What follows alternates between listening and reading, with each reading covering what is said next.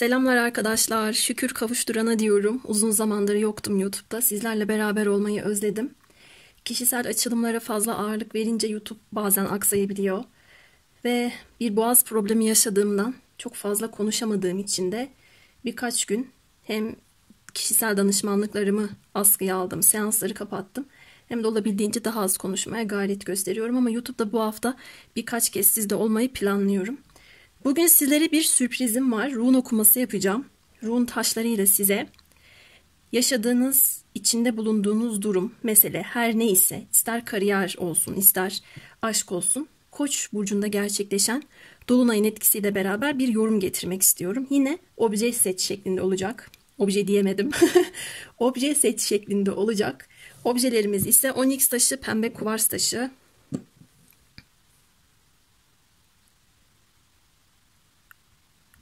Gözünüze ilk hangisi çarpıyorsa onu alabilirsiniz. Genellikle bazı arkadaşlar sanırım pembe renginin parlaklığından dolayı bunu seçiyorsunuz ama şu elimdeki taş da çok güzel bir taş. Bilinçaltı korkularını uzaklaştırma gibi bir özelliğe de sahip. Bu da sevgi, şifa, aşk taşı. Evet. Seçtiğiniz varsayıyorum. Bakalım. Bundan başlayacağım. 2 ayrı rune destesinde, aman destesi demişim, taşlarını da kullanacağım. Ağız alışkanlığı tarottan. Gerçi rune destem de var ama taşlarını kullanmayı daha çok istedim. Dizilimi yapayım. Bakalım Koç burcundaki dolunay sizlere nasıl mesajlar getiriyor. Bu arada arkadaşlar şöyle bir şey de yapabilirsiniz. Bir tanesini kendiniz için, diğerini de partneriniz için alabilirsiniz. Çünkü ben genel okuyacağım.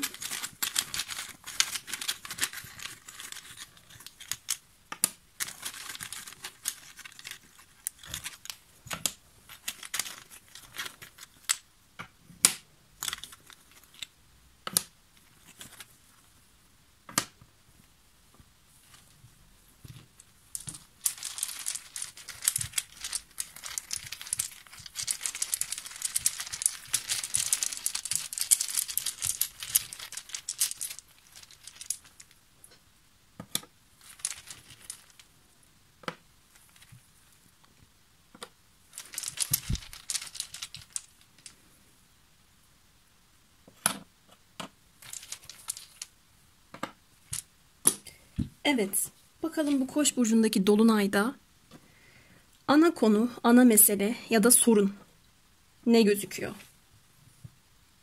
İkili ilişkiler, ortaklıklar teması geldi sevgili arkadaşlar. Özellikle de iş bağlantılarınızla ilgili bir durum.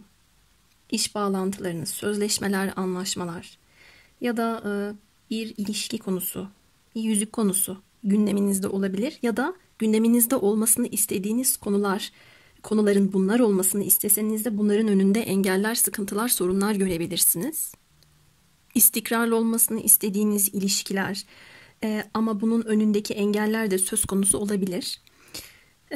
Bitmiş bir ilişki ya da bitmiş ortaklıklar için, arkadaşlıklar için dinliyorsanız eğer bir yeniden doğuş, belli bir kapının size tekrar açılması, tekrar gündeme gelmesi gibi bir durum söz konusu olabilir. Önemli kararlar alabilirsiniz. Aynı zamanda ortaklıklarınız, arkadaşlıklarınız, ilişkileriniz sonlanabilir. İsminin içinde A harfi, E harfi olan bir kişiyle bağlantısı olabilir bu durumunda.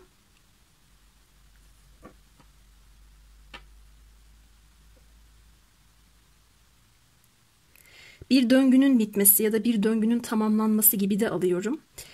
Her zaman için böyle bir anlamı yoktur ortadaki taşın ama 3 kişilik durumlar ya da 3 kişiyi ilgilendiren meselelerle alakalı da gördüğünüz rüyalara dikkat edin arkadaşlar. Burada içinde bulunduğunuz durumun ya da yaşadığınız sıkıntı ve sorunların 3. kişilerden kaynaklandığı bilgisi size rüyalar aracılığıyla da verilecek. Hatta belki verilmiş bile olabilir. Bazı eski durumların biteceği ile ilgili bir şeyler söyleniyor burada. Sizi siz yapan değerlere daha fazla yönleneceğinizi görüyorum. Biraz ilerlemenin zor olabileceği şeylerle karşılaşmanın verdiği sıkıntıyı ya da karışıklığı, memnuniyetsizliği yaşadığınız bir dönemden geçiyor olabilirsiniz. Burada eğer bir şeyler yapılacaksa bunun karşılıklı çaba ile olması gerektiğinin mesajını da veriyor. Ama burası mesele ve sorun kısmı olduğundan işte bu karşılıklı çabanın olmaması sizin açınızdan sıkıntı yaratan durum halini almış. Evet, tavır tutum değişikliğine gitmelisiniz. Peki, burada eğer karşınızdaki kişiye niyetlendiyseniz onun bilinçaltı neyin farkında değil. Kendinize niyetlendiyseniz sizin bilinçaltınız neyin farkında değil, buna bir bakalım. Evet, burada da isminin içerisinde M harfi olan bir kişi olabilir. Arkadaşlar ben bir kağıt kalem çıkarmak istiyorum bir saniye izninizle. Çünkü buradaki harfleri yazacağım. Geldim. Evet, A, E demiştim, M demiştim. Bunu buraya yazalım. Arkadaşlar karşınızdaki kişiye niyetlendiyseniz, bu kişi bir eril ise bu kişinin duygularının farkında değil olarak gördüm ben. Ve duygularının farkında olmaması sizi daha belirsiz, daha karmaşık bir ruh haline sürüklüyor olabilir. Karşınızdaki kişinin niyetini tam olarak algılayamıyor olabilirsiniz. Bunu algılamak için kendinizi çok fazla zorlayıp, çok fazla belki de fedakarlık yapıp, belki de rüyalar aracılığıyla, psişik güçlerle bilgiler toplamaya çalışanlarınız varsa, bu karşınızdaki kişiye bana daha çok şöyle yansıdı. Bunu ben böyle bir şey bana senden yansısın istemiyorum tarzında size yansıtıp daha izole bir ruh hali içerisine kendisini geriye çekip yaşıyor olabilir arkadaşlar. Burada aynı zamanda çok fazla su teması da aldım. Geçtiğimiz Eylül ayında gerçekleşen Balık burcu dolunayı ile beraber burada eril enerjilerin ya da sizin duygu dünyanızda yaşadığınız şeylere eyleme geçirme konularınızın karman çorman bir hal aldığını taşlar bana söylüyor. Burada bu kişinin bilinçaltı neyin farkında değil. Özellikle de erillere geldi bu kısım. Kendi kendinin düşmanı olmuş olabilir. Duyguları düşmanca yaşama, düşmanca görme, kendisine bir saldırı olarak algılıyor olabilir. Kendi içinde kendisine iyi gelen, kendisine iyi gelebilecek olan güvenilir insanlarla bir arada olup ya da sizinle bir arada olup bazı şeyleri paylaşması gerektiğinin farkında değil. Tüm bu sıkıntı ve sorunları çözmek adına bir netlik sağlamalı. Şu anda ilahi bağlantıdan biraz kopuk gördüm ben kendisini. Eğer bu pembe kuvarsı kendiniz için seçtiyseniz de burada bazı duyguların sizi boğduğunu görüyorum. Şöyle bir şekilde de kendinize yükleniyor olabilirsiniz. Ben nasıl bu kadar kör olabildim? Nasıl bunun farkında olamadım gibi. Ama bu kadar karman çorman bir duygu arasında böyle kendinize psikolojik anlamda yükleniyor oluşunuz ya da herkes için orta yolu arama ile ilgili bir derdinizin oluşu büyük resme bakma olayını kaçırmanıza sebebiyet veriyor. Burada detaylarda boğulmamanız gerekiyor. Ama bunu karşınızdaki kişi için de öyle söyleyemeyeceğim. Mesela o kişi detaylarda boğulmuyor gördüğüm kadarıyla. Sizden ona bir detay enerjisi gidiyor da o duyguların denizinde boğuluyormuş gibi hissediyor sanki. Bu kişi de böyle ama kendi duygularının farkında değil. Peki neyin farkındaymış bir bakalım.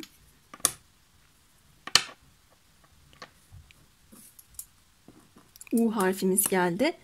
Evet, isterse gücünü doğru kullanabileceğinin, iradeli olabileceğinin farkında arkadaşlar.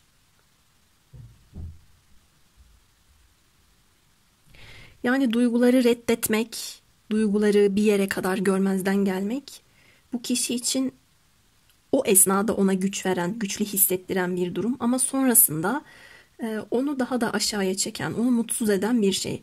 Ben şu anda çok net bir biçimde bunun farkında olduğunu görmedim. Ama ilerleyen dönemlerde bu farkındalık ona fazla ağır gelebilir.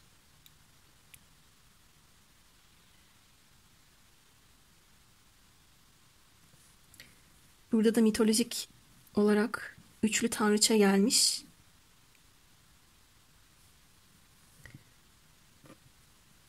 Aslında arkadaşlar kişisel açılım olmadığı için çok fazla duru görü ve sembol okumak için bekleyemiyorum. Hani YouTube'da da bir akış olması lazım. Ben normalde böyle duraksayıp bir 2-3 dakika hatta 5 dakika bile olabiliyor bazen.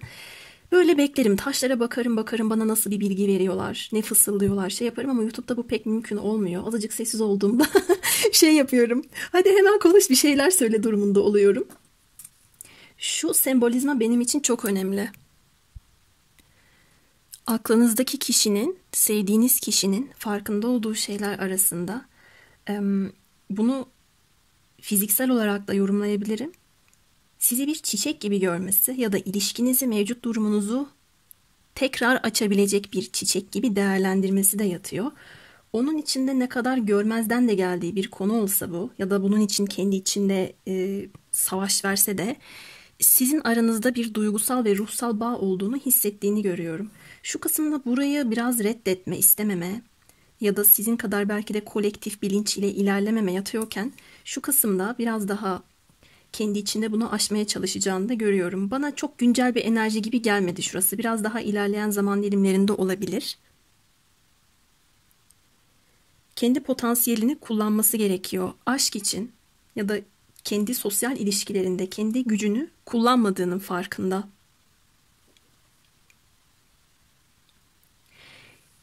Eğer bu kişi sizden geri duruyorsa, izole olduysa, kendi kabuğuna çekildiyse, haber alamıyorsanız, kendi içinde bir dönüşüm yaşıyor olabilir arkadaşlar. Onun üzerinde bir gücünüz var. Size karşı çok yoğun bir tutku da hissettiğini görüyorum. Kendisi de bunun farkında ayrıca. Kendi içsel yaşamında çok kuvvetli değişimler, dönüşümler oluyor. Ve bu kişinin size çok kuvvetli bir arzusu var. Onu hipnotize ettiğinizin farkında olmasına rağmen bu ona güçsüz hissettiren ya da gücünden güç kaybedeceğini düşündüren bir mesele olmuş ya da olacağını düşündüğünden önemli kararlar almayıp geride duruyor arkadaşlar. Peki çözüm için ne gerekiyor kısmına bakalım.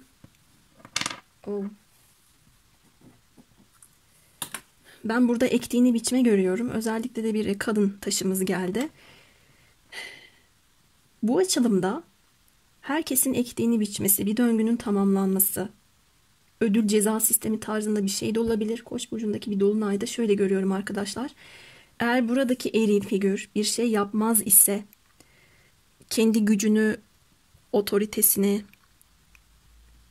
eylemsel anlamda ilişkiyi toparlamak ya da bir şeye başlamak adına kullanmazsa ve kendi kariyerinde de önemli kararlar almazsa maddi manevi kayıplar yaşayabilir ya da sizi kaybedebilir. Burada artık bir döngünün kapanacağını da görüyorum. Çözüm için eylem gerekiyor. Ve ortak bir bilinçle orta yolun aranması gerekiyor. Eğer kendiniz için niyetlendiyseniz de söylediğiniz şeyler, yaptığınız şeyler, aldığınız kararlara dikkat etmeniz gerekmekte. Türkçe'de çok fazla J harfi olmadığından hani belki bir jale diyebiliriz. Burada bir J harfi gelmiş. Arkadaşlar burada çok garip bir kelime çıktı.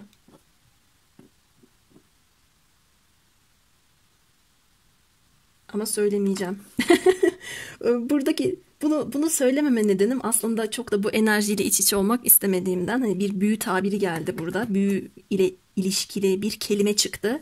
Ondan bahsetmeyeceğim. Hani spiritüel bir yorum olarak, spiritüel güç ya da spiritüel yan olarak yorumlayıp kapatacağım arkadaşlar. Çünkü ben o tarz enerjilere çok girmek istemiyorum. Bakalım çözüm ve sonuç nedir? İletişim. Burada da bir A harfimiz geldi. A harfi 2 kez tekrarlanıyor.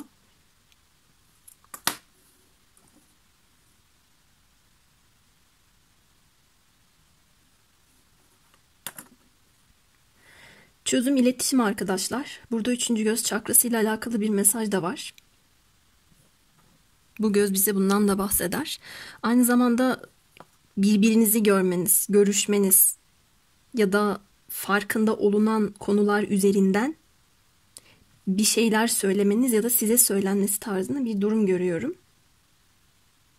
Çok fazla şiirsellik, duygu düşünceleri sanatla aktarma gibi bir mesaj da gelmiş. Ama ana şey konuşmak, bazı şeyleri çözmek. Ayrıyeten yoruma başladığımda mesele ve sorunlar kısmında ilişkiye zarar veren üçüncü kişiler ya da mevcut konuda sorun olan üçüncü kişilerle ilgili durumlardan bahsetmiştim. Burada üçüncü kişilerle ilgili olan durumlarında ortadan kalkması için bir farkındalık oluşması gerektiği söyleniyor.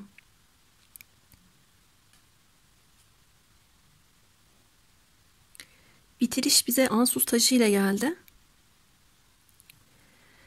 Ben bu pembe kuvarsta o kadar çok spiritüel mesajlar görüyorum ki siz spiritüel şeylerle ilgileniyorsanız yine söyleyeceğim bazı şeyleri görüyorsunuz rüyalar aracılığıyla, belki kendiniz tarot açıyorsunuzdur, bilemiyorum.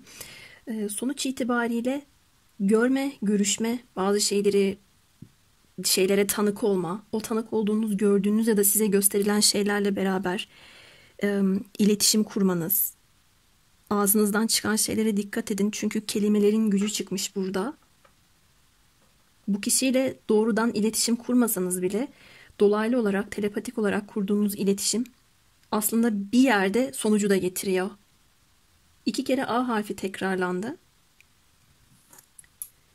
M harfi, E, U ve J harfi çıktı arkadaşlar.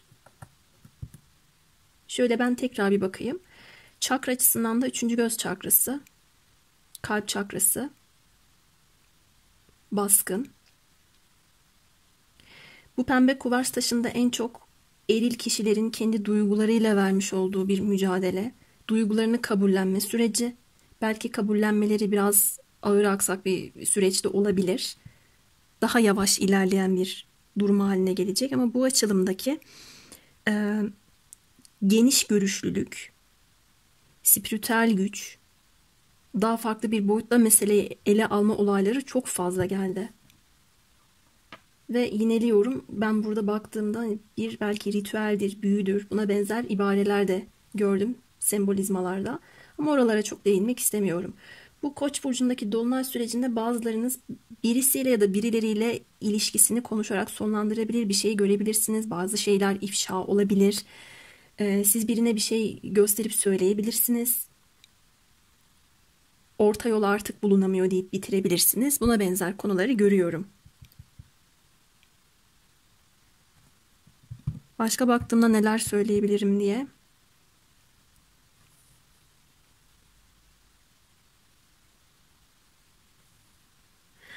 Özellikle şu şekilde bir okuma yaptığımda dişillerin de olumlu ya da olumsuz kendi duygu durumlarını söylemeye çok fazla ihtiyaç duyduğunu algıladım. Çok fazla bir duygu denizinde yüzme var. Öte taraftan eril kendi içinde bunu henüz kabul etmiyorken ya da kendi duygularını daha tam anlayamıyorken, algılayamıyorken sizinkileri çok fazla anlamaması ya da anlamak istememesi gibi bir süreç de var.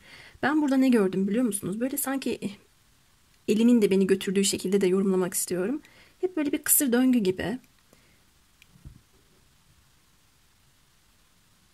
Hep böyle bir sizden ona bir ok işareti gidiyor. Ondan size bir ok işareti gidiyor. Ya da birbirinizi sürekli aynalayıp gösteriyorsunuz gibi algıladım. Kartlarıma baktığımda, taşlarıma. Ağız alışkanlığı. İdare edin. Böyle arkadaşlar. Taşların size verdiği mesajlar pembe kuvars için böyleydi. Evet. Düşüncelerinizi merak ediyorum. Bu açılımı YouTube'da ilk kez yaptım. Şimdi ben ikinciye geçeceğim. Onyx taşına. Bakalım orada bizi neler karşılayacak. Taşlarımı topluyorum ben. Evet arkadaşlar. Rune okumaları çok zor okumalar. Açıkçası biraz pilim bitmiş. Mola verdim. İkinci taşa geçmeden. Şimdi sizdeyiz. Genel bir okuma yapacağım. Koç burcundaki dolunayda size verilen mesajlar neymiş ya da bu taşı partnerinize, karşınızdaki kişiye, aklınızdaki kişiye niyet ettiyseniz onun durumu neymiş ona göre yorum getirerek ilerletmek istediğim bir açılım olacak. Dizilimi yapayım ben.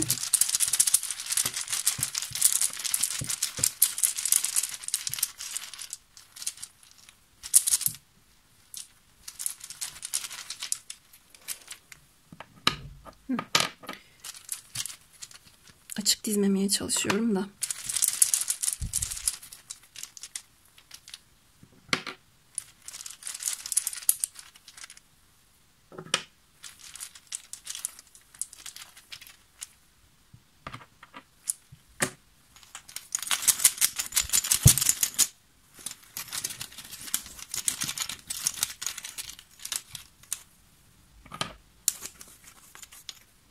Bakalım ortak taşlar gelecek mi? Bir de iyi karıştırdım. Gördüğünüz gibi kesenin içinden.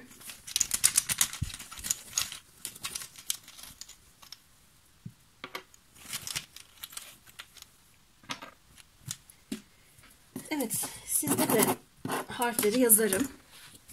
Bakalım mesele sorun, neymiş? Yani bu Koç burcundaki dolunayda. Aynısı geldi. İnanamıyorum. Demek ki kolektif enerjide tam buraya, bir öncekinde de aynısı gelmişti. Ama size daha farklı bir enerji hissettim ben. Sanki buradaki bir tıkanıklığın açılması, bir ilerlemenin sağlanması, iletişimin olması, belki de bir yolculuğa çıkılması gibi bir durum burada görüyorum. E harfiyle doğrudan bir ilişki olabilir bu konunun. İş anlaşmaları, sözleşmeler, ilişkinin daha ciddi bir boyut kazanması, bağlantılar. Bu konuların önündeki engeller varsa bunların aşılmaya başlanacağını görüyorum.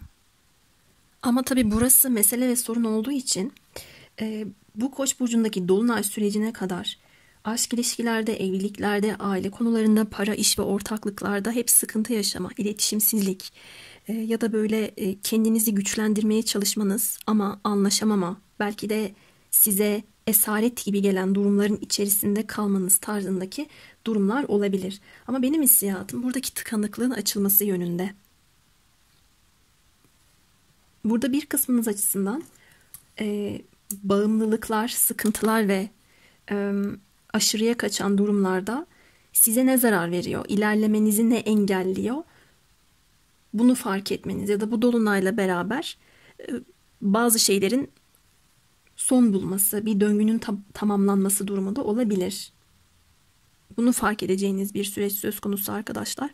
Burada ulaşım araçları gelmiş. Bir bağlantı kurmak için, bir görüşme yapmak için bir yerlere gidip gelebilirsiniz ya da karşınızdaki kişi size böyle hamlelerde bulunabilir.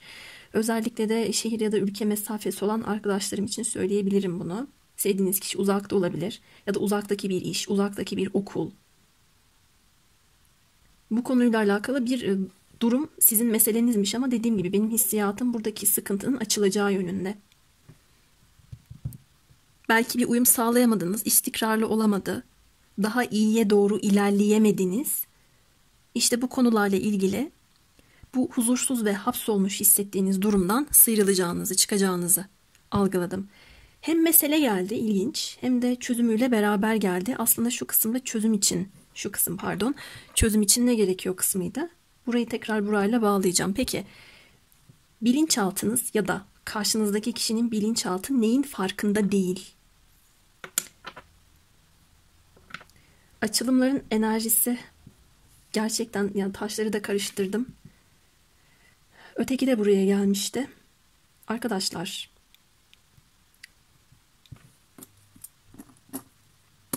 beni dinleyen dişil arkadaşlarım, duygusal gücünüzün farkında değilsiniz. Kendinizi belirsizliğin içerisine, karmaşanın içerisine çok fazla hapsolmuş gibi hissediyorsanız eğer, burada kendi içinizdeki eylemleri baltalıyorsunuz. Kendinizi isteklendiremiyorsunuz.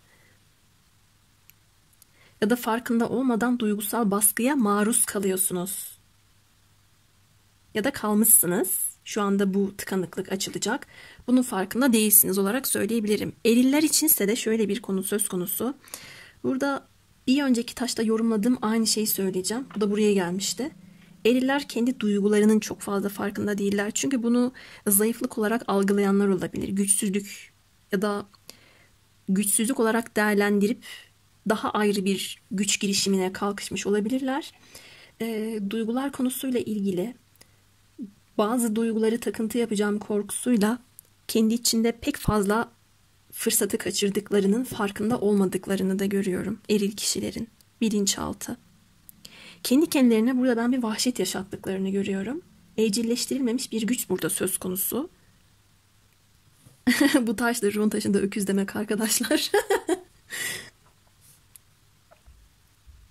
Gerçekten yani duygusal konularla ilgili U harfini temsil ediyor bu arada.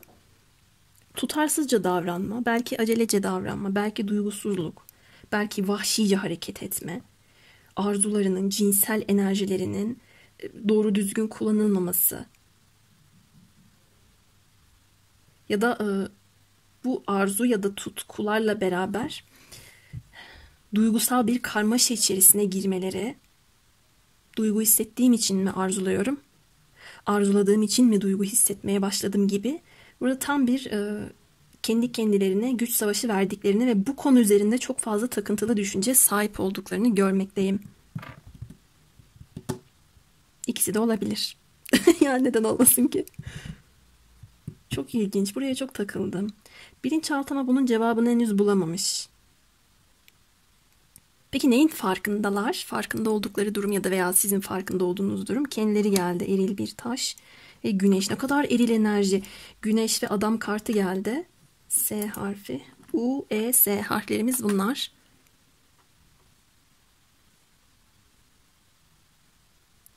Olumsuz anlamda arkadaşlar. Burada bir ego, güç takıntısı. Kendi benliklerini her şeyin ama her şeyin ötesinde tutma gibi bir durum var. İsterlerse yapamayacakları şey yok. Burada eyleme geçerlerse, cesur olurlarsa şu iletişimsizliğiniz, ilerleyememeniz, tıkanmanız ya da bu bağlantının aynı noktada saplanıp kalması durumunu aşabileceklerinin farkındalar. Ben bir adım atarsam, ben eyleme geçersem yapamayacağım şey yok diyorlar aslında. Ama bir taraftan da şuradaki sıkıntıdan kaynaklı bunu yapamadıklarını gördüm. Burada gündemine kendilerini alan eriller de çıkmış. Güce gelmek istemek ya da bir iş bağlantısı, iş gezisi, iş konularıyla ilgili olan durumlar. Sadece duygusal yorumlayıp geçmek istemiyorum. Maddi anlamda daha fazla kendilerini başarılı hissetme gibi konular da var. Burada enerjilerinin farkındalar. Ve bilinçaltının farkında olduğu durum da doğrudan bir S harfiyle ilgili de olabilir. Mesela sizin isminizde S varsa ya da doğrudan S harfiyle başlıyorsa burada sizi bir hedef olarak görmüş ve sizinle ilgili bir zafer kazanma isteği. Böyle bilinç dışında bilinç altında tam da algılayamadığı, oturtamadığı, kendi içinde cebelleştiği konularda aslında sizinle ilgili bir başarı temasının yattığını görüyorum. Siz bu kişide bir farkındalıkla açığa çıkarmışsınız ve bazı durumları açığa çıkarması, belki sakladığı duyguları ya da sırları varsa bunları açık etmesiyle ilgili bir konunun da kendi elinde olduğunun farkında. Böyle gelmiş arkadaşlar. Ben birazcık mola vereceğim. Gene sesim gitmeye başladı. Geliyorum. Arkadaşlar inanamazsınız. Koyduğum cihaz tripoddan öyle bir fırlayıp yere düştü ki ödüm patladı. Tam taşı açmıştım, böyle yorum getirecektim. Şunu da açacaktım. Telefonu yerde buldum. Çözüm için ne gerekiyor? Her şeyi kaldırıp atmak, fırlatmak gibi de bir kısmınız yorumlayabilirsiniz. Çok şaşırdım. Bakın kalem de düştü. Bu nasıl bir enerji yahu?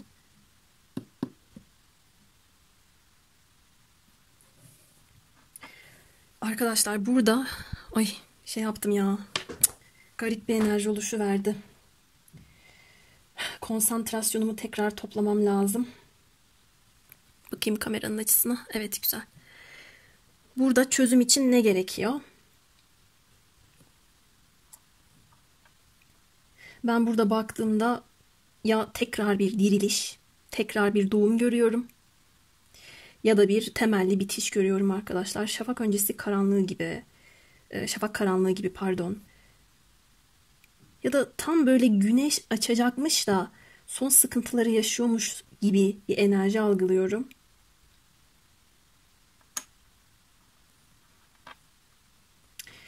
Bu taşa baktığımda, bu taşa çiçek taşı da derler.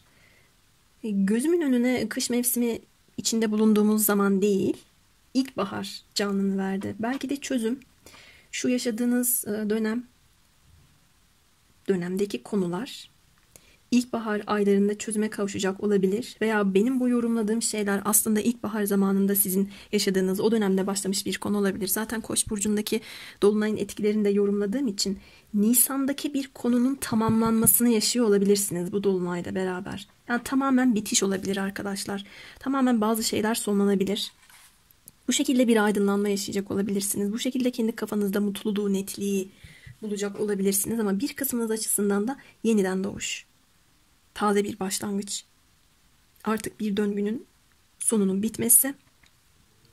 Bir aydınlanma yaşamanızla beraber belirsizliğin son bulması, ama bunu eril kişinin adımları, hamleleriyle gerçekleştirebileceğini söylüyor taşlar.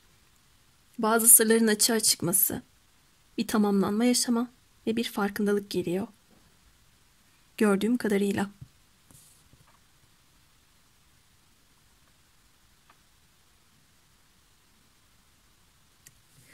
Şöyle biraz daha bakalım ne çıkacak.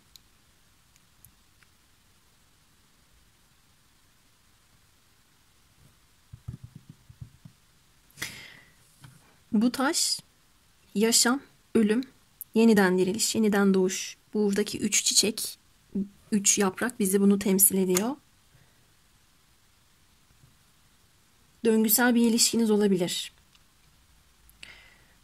Artık bazı şeyler kadersel olarak sizin daha bilinçli, daha farkındalıklı olmanıza hizmet edecek olabilir. Bu da bende bir kelebek çağrıştırdı. Kelebeğin kanadı gibi. Zaten taşımızın anlamı da bir döngünün sonu, bir tamamlanma, bir netlik. Bir kısmınıza yeni aşk da gelebilir arkadaşlar.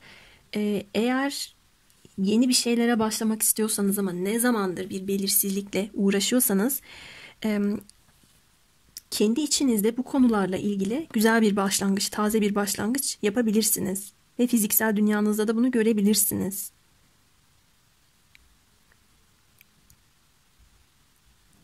Ve buradaki kişiyle beraber yepyeni bir hayata başlamanız, karşılıklı olarak derin bir duygusal bağlantı içerisinde olmanız, görüşmeniz, bu kişinin size duygularını aşması ya da bir teklifle gelmesi tarzındaki bir konuyu da görüyorum. İyi ilişkiler kuracaksınız ve belli başlı dengesizlikler ortadan kalkacak. Bu açılımın enerjisi çok çok yüksek. Son kısmı da açalım bakalım, çözüm sonuç ne olacak? Güneş geldi bakın. B harfi ve güneş.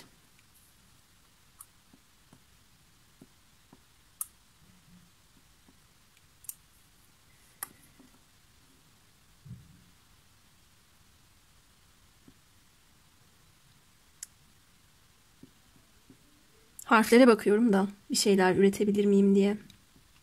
Rune okumaları ilk taşta da söyledim arkadaşlar, ilk destede. Zaman alan okumalar. Normalde böyle benim sessizliğime gömülüp böyle taşlara bakmam lazım. Bana nasıl mesajlar aktarıyorlar, neler söylemeye çalışıyorlar. Harflerden bir şeyler üretmem, türetmem lazım. Ama bu YouTube'da pek mümkün olmuyor. Dileyenleriniz olursa sardırabilirsiniz. Bana sakın yorumlarda yok işte çok sessiz kaldınız, yok çok beklettiniz falan yazmayın. Vallahi engeli basarım, sinir oluyorum böyle şeylere. Çünkü ben burada farklı bir kanala girmeye çalışıyorum. Çözüm yine erilden geliyor. Güneş bize bir tamamlanmadan, netlikten, başarıdan söz eder. Ve burada ben dişil arkadaşlarımın şunu da gördüm. Bir gebe kalmak isteyenleriniz olabilir. Oluyorsa eğer. Ay konuşamadım. Pardon. Gebe kalmak isteyenleriniz varsa bunun olabileceğini taş söylüyor. Burada daha böyle dişi enerjinizi artıran, kendinizi parlamış, kendinizi çok mutlu hissedeceğiniz bir dönem de geliyor arkadaşlar. Bir bolluk bereket teması söz konusu. Sonuç itibariyle açtığım taş bize bir huş ağacından bahseder. Sanki bu ağaca güneş doğuyor gibi, yapraklarını yeşertiyor gibi hissettim. Ama bu açılımın benim nazarımda ilkbahar zamanıyla bir bağlantısı var. Kesinlikle ilkbahar zamanı ile ilgili bir şey ışık tutuyor. Doğanın canlandığı bir dönemle ilgili. Bu arada da isim olarak da neden bilmiyorum bir beste diye isim geldi harflere baktığımda.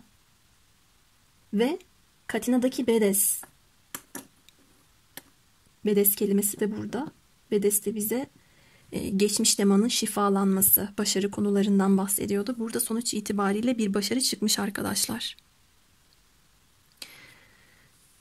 Burada daha verimli, daha yaratıcı, daha doğurgan olma. Hatta bir kısmınız için özellikle burada neden bilmiyorum sürekli dilim dolanıyor. Çocuk sahibi olma. Bu kısımda özellikle hep böyle oluyor deminden beri. Çocuk sahibi olma ile ilgili bir gündem var.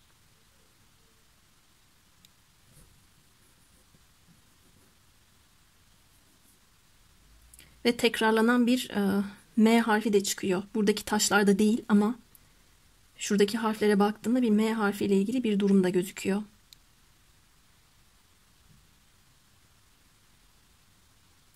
Kariyer konunuzla ilgili bir başarı, terfi almanız, yaşadığınız belirsizliğin, iletişimsizliğin son bulması, bir yolculukla beraber bazı şeyleri tamamlamanız. Ben bir sisin içindeydim, bu sis geçti demeniz. Bunların her birini yaşayacağınızı görüyorum sonuç itibariyle. Bu onyx taşı pembe kuarstan farklı olarak daha hızlı ilerleyen, daha hızlı sonuca bağlayan bir noktada. Orada süreç daha yavaş ilerliyordu. Bir yıllık bir döngü vardı. Burada öyle değil.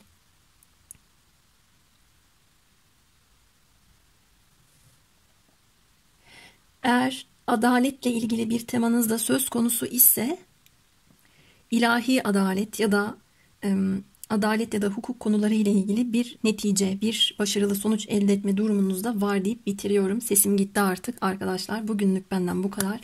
Kendinize çok çok iyi bakın. Sevgiler.